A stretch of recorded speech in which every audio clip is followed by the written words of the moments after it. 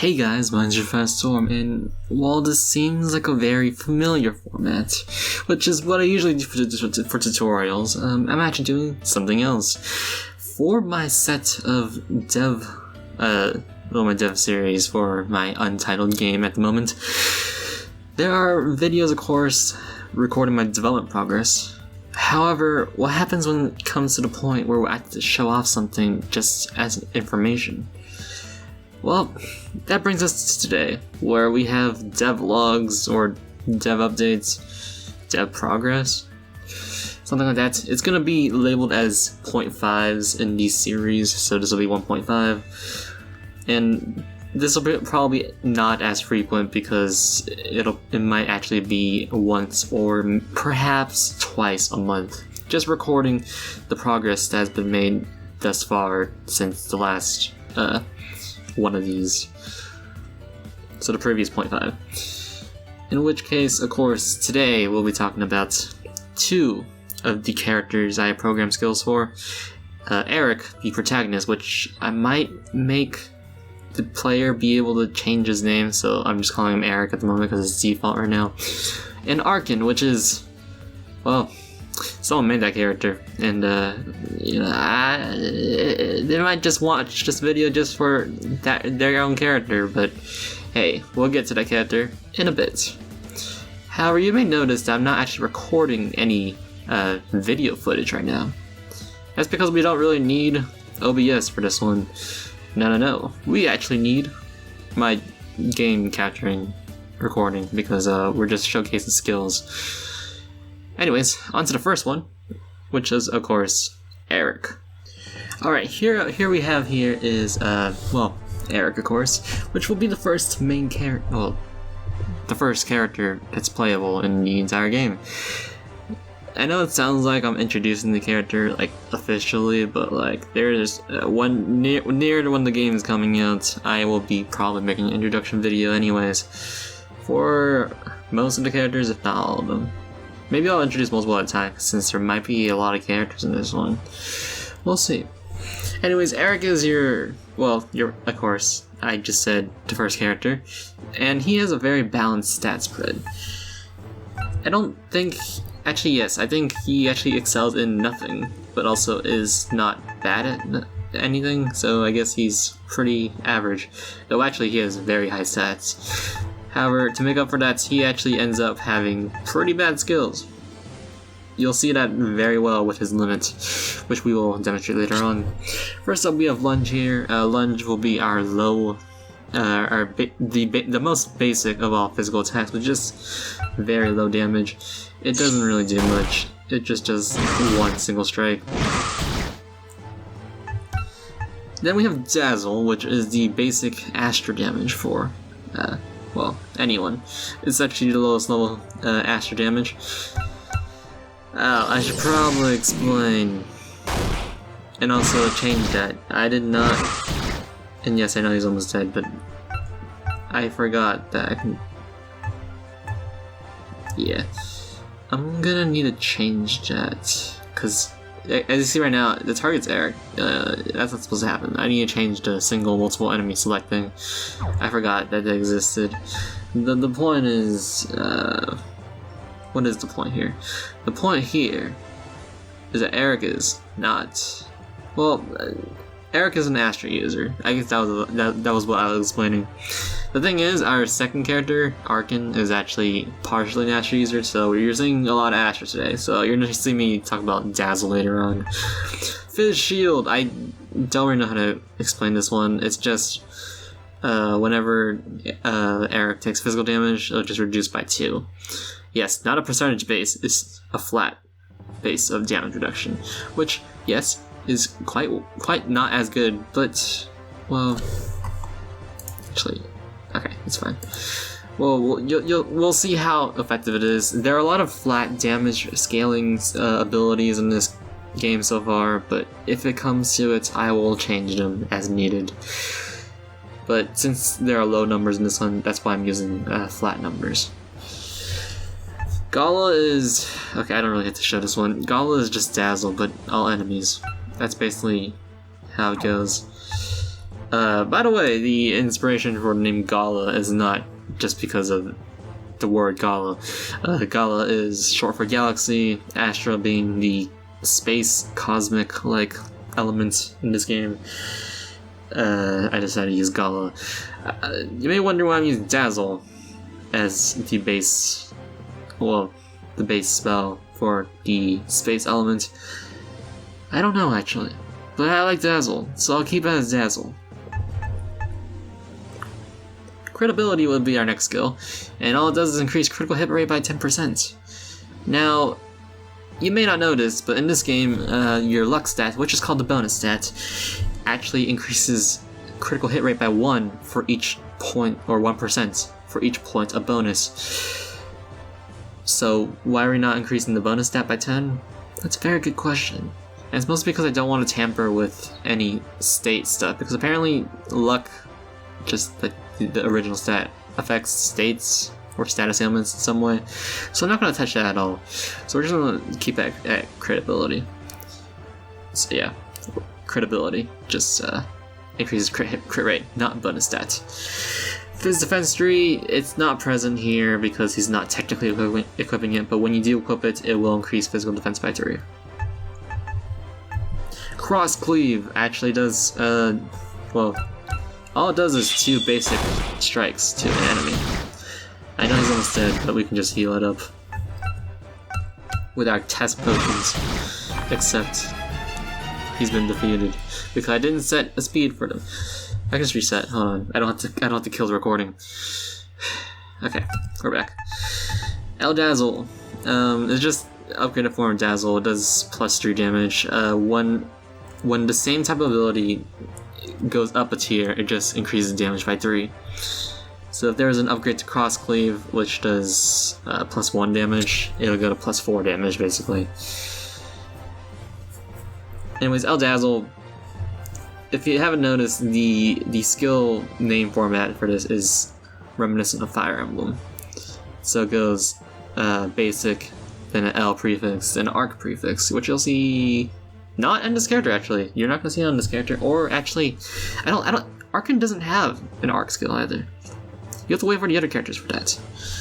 I've planned 5 characters by the way already, and all their skills, so you have to wait for that quite a bit. Quick Blade is similar to Lunge, however, there is a bit of a difference, and you'll see that in the description it says priority higher. Quick Blade is similar to Quick Attack, in which it'll strike, or at least has priority, and will most likely strike faster than enemies, unless they also have a priority skill, like Quick Blade. So as you see there, we actually went... Well, actually, did we go before? Erik might actually have enough speed at this point, where I don't remember if he... Is he? Okay, right now he's actually faster than them, which you can't really see the effects of Quick Blade at all, but basically, he does have more priority with Quick Blade. Going on to Furious Slash is just medium strike damage, so it's just an upgraded form of Lunge. El Gala, upgraded form of Gala. HP Triumph, after completing a wave, or being victorious supposedly, you'll be restoring 20% max HP. This is an out-of-battle effect, not an in-battle effect. When I get to actually making like the dungeons and stuff, I'll probably show it in action, because that's where it actually takes an effect. But I can't show that here because there's no dungeons. Anyways, next is Diamond Break, which is just an upgraded form of Furious Slash, so yeah. Well, actually no, it's not just an upgraded version of Furious Slash. Actually, it has priority lower, as you can see there.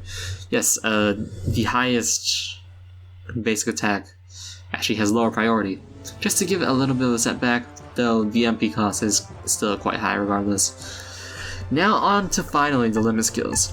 Now originally the plan was to have all the limit skills, including the upgraded forms, have different, or actually the same TP cost at 50. However, I did think that the player would only prioritize the highest and most powerful versions, so I actually made them have different TP costs, just so the player can have something to choose from. By the way, you get TP every time you land a hit or take damage. I believe you get 5 TP per skill. I think that's why I set it to. I'm not sure about damage. It might be 10 or maybe it's 5 based on the skills. I'm not sure. But yeah, after a few, you'll be able to use your tier 1 and tier 2, tier 3, so on and so forth. Now, what does return do? It's a very good question. Now, return applies Revenge 1. The subsequent versions increases to 2 and 3 respectively, which makes it so taking damage is added to the next attack while the effect is active. So let's put on return right now, which has very high priority. As you can see on the bottom left there, the counter is actually going up to 12. And I know it says 3, but that's because 3 actions. If you don't act, then nothing happens. But you can keep adding to the counter by just taking the hits and skipping your turn. Though I might actually disable skipping turns in the actual game. But the point is, you see that 12 damage? We're gonna do an attack to this Elbow A right here. And you can see that the 12 damage was displayed below the 15, which is our base attack damage. And then our state counter actually did reset, but then we took 12 damage again, so that's why it says 12 again. That's basically how return and reversal and evolution works, but as the state describes it or description describes it as, it's only added if the effect is still active. So when it expires after 3 of your actions, you'll no longer be able to add your damage. Of course, the setback is that you have to take the damage first. If you take 0 damage from an attack, it will not add to your state counter. I just want to make that clear right now. Because, well, I guess it'd be unfair if it had 0 and then there is a point where, never mind. Reversal and Revolution just simply makes it so that the added damage deals increased damage actually just by default. Reversal increases it by 3, so say we have our 12 state here. When we attack, it'll actually do 15 additional damage, and Revolution increases by 6. We're using low numbers here, of course. If I need to increase it later, I will increase it later, but that's basically all for Erik here. Erik has very simple skills. But if that was the case for Erik, what do you think Arken would have? Even simpler skills? No. No, you'd be wrong. Arken has... oh boy. Let's get to Arken. Here we have Justin. No, not Justin himself. Justin's custom character, Arken, which we talked about during dev progress. If you know Justin, he's been on the channel a few times. We did a dev progress recording. The problem was some parts of the audio cut off because of Audacity freezing at some point, and I don't know when that time is because this kind of problem they actually don't tell you, and legitimately it just freezes the audio recording and it continues after it's done freezing, which means you have to find where it broke off, which it doesn't tell you at all, and sync it back with the rest of the video, and you know, it's just not as fun. So I actually discarded the recording, but I still have the files. So actually it's not discarded, I'm just not making it into an actual video. But enough talking about that, we're talking about Arken here. Now you may wonder why Erik's here. Well, it's a very good question. One of the skills actually relies on Erik, and we'll be seeing that later on. Anyways, Arken, as opposed to Erik, actually has, 2 boons and a bane. He has a boon in MP and magic. As you can see, his MP is much higher than his HP. I say much, but it's only 10 points. 10 points can matter a lot in this game, though. And he has high physical attack. Wait, did I say high magic? He has high physical attack. He's a physical attacker, not a magic attacker. I got that wrong internally one time, and now I'm getting it wrong on recording. But yes, he has reduced magic and increased physical attack, and also MP, of course. So, if we look at his repertoire here, he actually has a lot of physical attacks, which means I have to create original skills and original skill names. Oh boy. We have Dazzle here, which is the exact same thing as Erik has, so we don't have to cover that. Now, Cinder Strike is actually a low fire damage move. It's physical, however. It's not fire. It's Cinder Strike. It's just a fire attack. What do you want me to talk about? Charge. We'll actually get to that later. Fire Boost. Now, at the moment, this is a very weird effect. As you can if you see the description there, it increases fire damage by 2 against enemies weak to fire. Yes, that is a very weak fire boosting skill actually, because it only increases it against enemies weak to fire. At the moment, that's what I'm going with. There are many things I could do actually. I could go with increasing fire damage overall by 2, increasing it by 2, and increasing it by another 2. Well, actually, down. The only problem with that one was that the description went too long. They're increasing it further by 2 against enemies to fire. But at the moment, this is what we have. Maybe in the future, I'll increase it so it's always increased by 2, but we'll see if that's way too strong or not. I just want to know a skill of sorts that takes advantage of the weakness of the enemy, but at the moment, I'm having an idea. Oh, by the way, this is not the final battle system we're taking, by the way, because I'm actually getting an idea for a different battle system. We're actually going to be changing it very, very soon. Instead of default turn battle, to those who know RPG Maker default turn battle, I might actually change it to charge turn battle. I'm taking an interest in it, and it looks really fun. Alright, Fire Flare is like Thunder Strike, but it hits all enemies. I don't really need to show it, it's just hitting all enemies. Rush Flame is... Actually, it's not. Wait. Oh, I labeled this wrong. It says physical, it's not physical. Actually, Rush Flame is... well, basically Quick Blade, but for fire. That's basically what it is. It's supposed to be magical though, because it's like fire, not physical fire. I don't think I'm gonna make fast or high priority physical elemental. That's a very confusing sentence. Physical element skills. That sounds like a lot of work and redundant. I guess some people would benefit, but at this point, I don't really see the point of it. The passive stab is for Arken, as opposed to the defense or physical defense plus 3 for Erik. There, we have elemental defense plus 3. Very interesting. Allied Charge. We'll be talking about that later. Fire Barrier. Now, this is a very interesting thing here. Applies Fire Barrier, which reduces fire damage by 50%. However, it only affects this character or whoever has a skill after being struck with fire damage, which is like it's kind of like a what do you call it? It says 2 turns because instead of well, it works on the turn that these states has been applied. So if there's any enemies attacking afterward, it will reduce fire damage from there. I didn't make it 3 turns because it might be too strong and might be easily stackable. Actually, I didn't change it to stack. I might have to change that later. I'll keep that in mind. Anyways, yes, this is how I'm doing Fire Barrier. Not an overall fire damage reduced by 50%, but only after being struck with fire. I might change this later, same with Fire Boost. Shock Shot has a 60% chance to inflict paralysis on an enemy, which just causes them to not be able to act. And they have been paralyzed. Nice. I didn't add status effects animation to them yet. I gotta change a lot of things. Wow. That's 4 things already need to change. Let's actually go to Shock Wave, which is actually 40% to all enemies, which you may wonder why it's a little bit lower. That's because it's all enemies.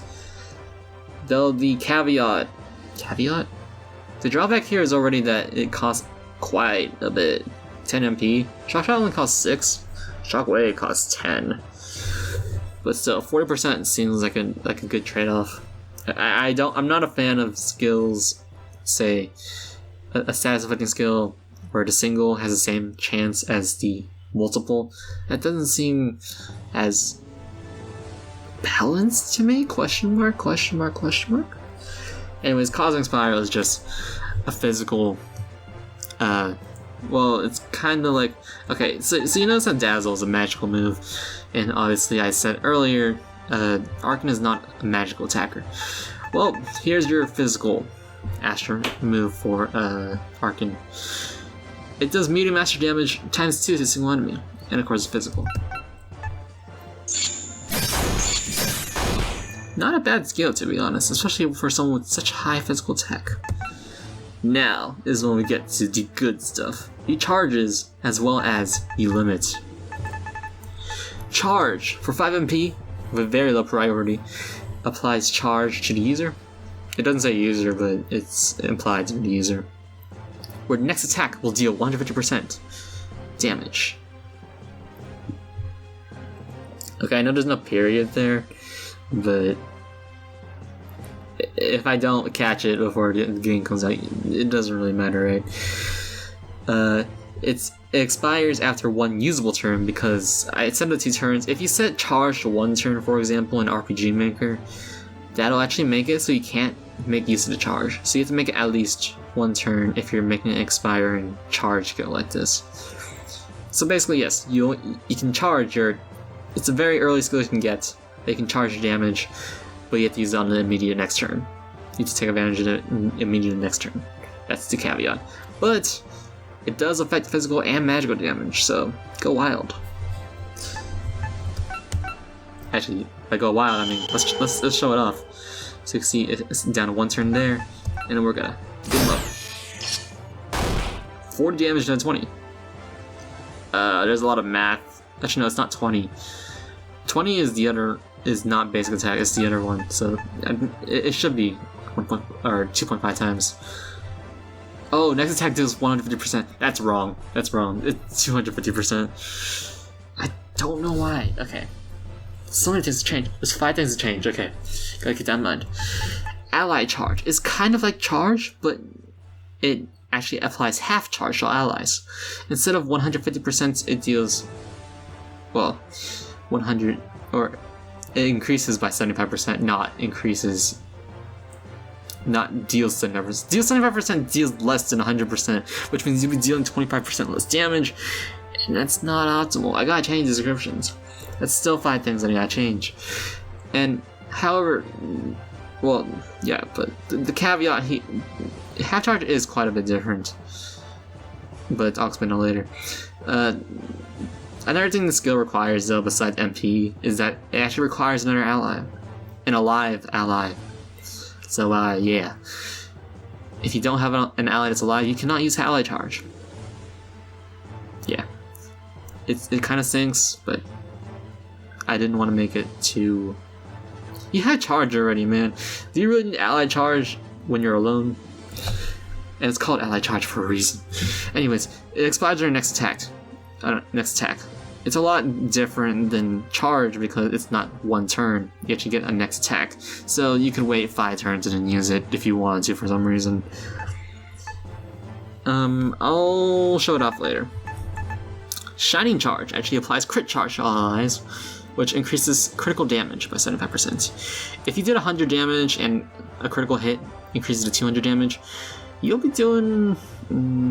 it's plus 75%. I think it's 175 instead of 100, so you'd be doing 275 damage instead, I think. Something like that. I don't know what the calculation is, I forgot already. And this actually only expires on your next critical hit. So check, this is actually a lot lenient in length, in terms of, like, duration. However, it's a critical hit charge, so, like, does it really matter? If it was 1 turn, actually, that'd be a very unforgiving critical damage increasing charge. Like, that'd be incredibly unforgiving. Like, if you don't get a critical hit, then you already basically waste a crit charge. But maybe wondering why I'm talking about those all at once and why I'm talking about the limits right after. It's a very good question. Let's take a look at Nebula Slam first. Nebula Slam does low astral damage. Increasing tiers increase the damage from medium to high, or low to high. But, well, it also has highest priority, but that's not the point. It gains hits per number of unique charges, and inflicts paralysis with 3 charges. Let me explain. Well, Justin and I talked about it. We talked about something else. Basically, we talked about, or at least we talked about something coming to fruition with... What am I saying? Basically, it had a different effect. Or we were discussing an effect where, like, the effect of this skill would actually increase based on the number of unique charges. Obviously, there's 3 charges, so there's different. So there's like just like 3 tiers of advantage. But that's not the point. The original plan was to make it so crit rate is increased by 40, 70, and 100 per unique charges. And while I think that was an okay thing to do, that doesn't feel as satisfying. And also, if you're level 30, Remember how I said earlier where the bonus stats actually increases critical hit rates? When you're level 30, you only need the second tier. So 30 plus 70%, which was second tier originally. You already have 100% hit rate, so like, there's not really much point. There's still paralysis in there, but like it's still not really that much point. And yes, it synchronizes well with Shining Charge, but still not really much point. But now it gains more hits. What does that mean? Well, I'll show you. I'll show you exactly what it means. So we're gonna use Nebula Slam right now, and it's just gonna do one hit. You know, very simple. You're not getting much bang for your buck just by doing one hit, though. So now. Actually, that's the wrong move. Actually, if you want to set this up perfectly, you use charge last. We're gonna use ally charge first. I should have healed MP, but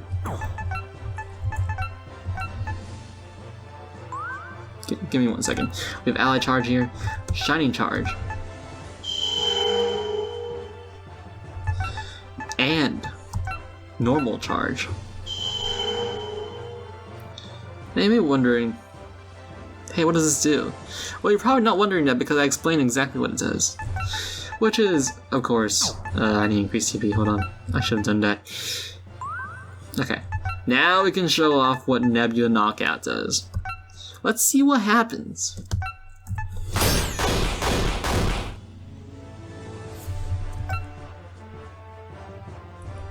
Okay, actually, yeah, I forgot that the charge expires. Hold on. Give me 1 second. I'll be able to show this eventually. Hold on. Give me 1 second.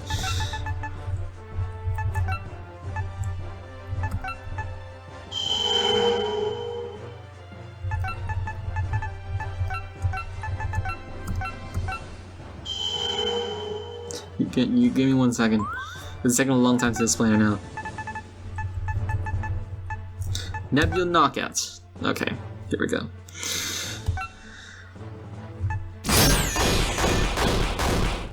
So it did 4 hits, and if you notice there, they're paralyzed, yes.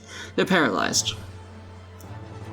That's basically it for Arken's repertoire of skills.